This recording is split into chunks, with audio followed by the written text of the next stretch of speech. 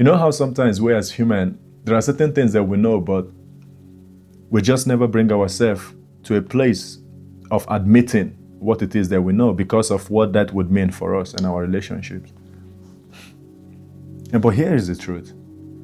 Some people only realize this in their older years, that once what they once believed to be love was only an arrangement. And for my personal, my belief is, why do I have to wait for so long for me to realize certain things? And sometimes we have to rewind, because the truth is that sometimes we all operate in that way without even realizing it. We operate from a place where we treat love like a bargain. And sometimes, it's easy to be blinded to oneself and how you give love. It's easy for us to be blinded with the way that we treat other people and thinking that we love people unconditionally, right? But to understand the world around you, I think it's important for one to also understand the world within themselves. And there's a quote that I've shared on this channel many times, and that is, one sees in the world what they carry in their heart. But I think it's important for one to understand the way that they do things, and at least the way that they give things, or in this context, the way that they love. Because then I think we begin to understand that most of our love are not real love, but a bargain, an unspoken agreement, an agreement written in the shadow of not words, but subconscious thoughts, in a way. Because some of us are raised by people or parents whom love we had to earn. People who only praised you when you were useful. And it's true that most of you were raised, in a system that only rewarded you when you performed. But when you had emotional needs, you were punished for it. Some of you watching this, the only time that you were praised was when you were useful, never when you were hurting. And we internalize these things. We internalized it and we adapt. We adapt to be useful, to be smart, to be charming, in a way, so we can receive this love. I think what happened is that we come to learn about a different kind of love, and we mistake it for the real love, a transactional kind of love, where love is something that has to be earned. But I think sometimes we're blinded to this, obviously, because it's easy to be blinded to your own self. We do not know what the real love truly is, and we do not know how to love. And not being able to recognize these things and communicate it either does not help. And I think this is where we find ourselves now, where love has become something to be earned. You behave this way. You just do as you're told, and you'll be appreciated. You'll be cherished. Just fulfill my need, meet my needs, and you'll be kept. But I think we can all agree that this is not love. This is a transaction. You see, this is why most of us end up with being heartbroken. Because we try to make love what it's not. Why? Ignoring love in itself. Because we focus on an appearance of love. And we do not have the proper understanding of what love is because of, like I said, the way that most of us were raised, the things that we have heard about love, the things that we have learned about love. And when I hear people talk about how, love can come in different ways, it's not love. I think we have to call it what it is, so we don't take away from, what love truly is. And because what most of us would eventually try to experience would not be love itself, but something with an appearance of love. And eventually when that realization comes, when you realize that, wow, I was only here because of what I could provide. I was only here because of the needs that I met. Now you turn your back on love and you blame love. But love was never the issue. The issue was that perhaps all you wanted was a real kind of love, a genuine love, not a bargain, not a I will if you will kind of love, not a love that sits and count on who is giving more. You see, these kind of things, they do not belong in the heart. But I think it's important for us to also check ourselves before we wreck ourselves. But I think it's also important for us to look at the other side, and examine ourselves, right, to see whether you are capable of giving the kind of love that you seek. You see, because I think in understanding yourself, you will also understand the world around you. But you see, the kind of love that you seek, true love, the kind of love that we all seek, and we don't even realize that this is the kind of love that we are seeking because we do not know what true love is supposed to be, at least, or look like, at least in this context. The true love that we are all seeking that we have all confused for transactional love. True love is a freedom to give. Because the truth is, most of us approach love with the mindset of what it is that we're going to get. It's never to give. So when you really think about it, what you went into was a transaction because you went into something to receive, not to give freely, because that is the mindset of true love. It's a freedom to give without demand. So, but when most of us go into these situations, or we operate from a place of, what is it I'm going to get? And whatever it is, validation, comfort, whatever it is. So if you're honest, you realize that what you went into was a transaction. Because you went into it looking for what you're going to get. It's a performance, it's a transaction. But because the transaction was not clearly defined or established, it was unspoken, you end up in a performance. And we know that every performance must come to an end. And this is where your heart gets shattered. You see, true love is to fully be in the present with the person. Not to bind them to you, right? But to care for. Simply because the caring in itself, see, gives you joy. True love is like giving a gift. Giving a gift with no strings attached. Without having fear that it must be returned in equal measure. See, this kind of love, the kind of love that we are all looking for, see, that's selfless love. It cannot be given by one who is starving for it. You cannot give what you do not have. And how can you expect something from somebody that you cannot give to yourself? A heart that is desperate to be loved back, a heart that just wants to be loved back, will in some way, whether in a hidden way, always have strings attached to its giving. I mean, think about it now. We've met people like this, and sometimes we ourselves are people like this. A heart that is so desperate to be loved will always have string attached to its giving. Like when they are giving, they are keeping watch. They are measuring how much they are giving. And they're not really measuring how much they are giving because to see how much they are giving, they are measuring how much they are giving so that they will have something to compare with how much they receive. Oh, I can't believe I did this for you. Man, I was there for you. I did this for you now, so now I'm coming for you to do this for me. I gave you my last $20, and now I want something. You're only giving me $50, bro. And I know you have more than $50. I know you have 1,000. But when I gave you my $20, it was my last $20.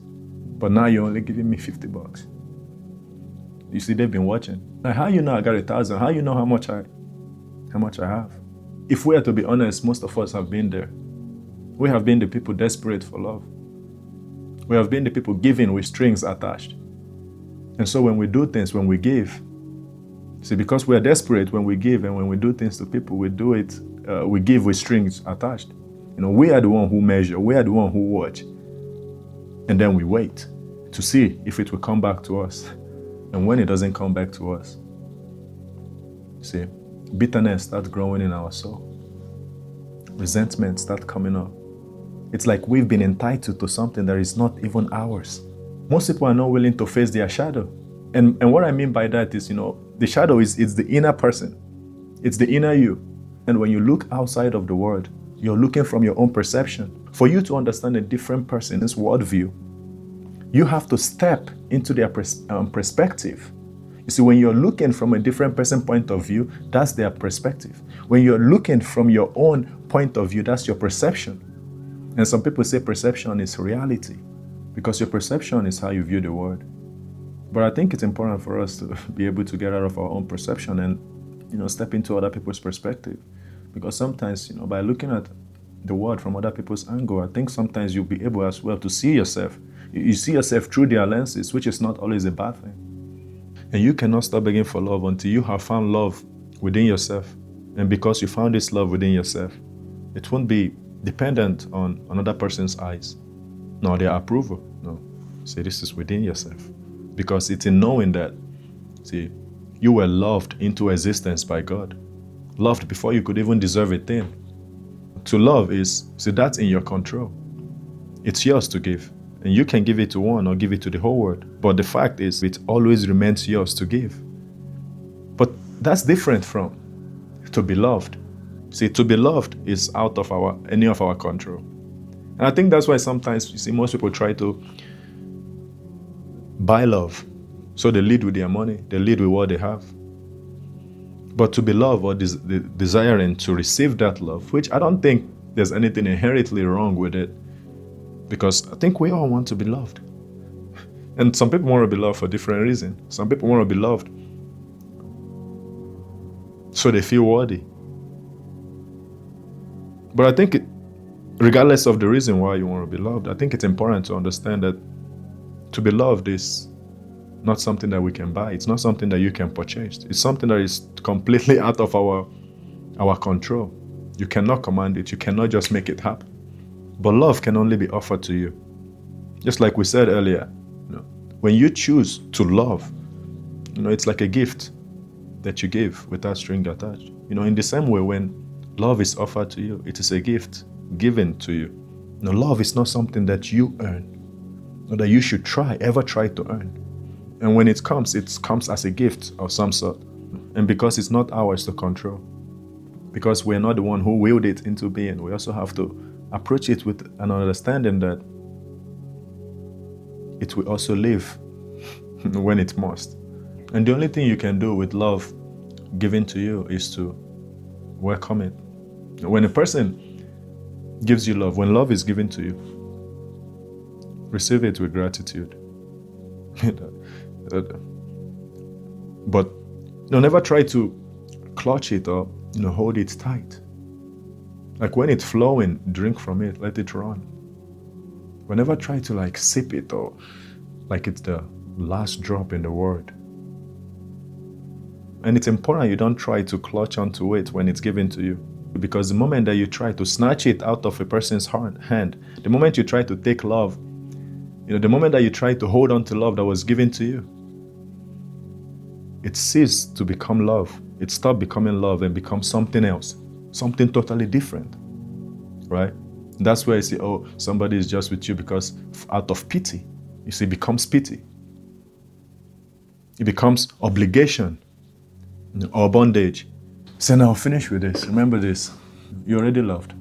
You're already loved by God. The one who brought you into this existence. And I know it might sound cliche, but if you wish other people to love you, if you want other people to love you, it must begin in yourself.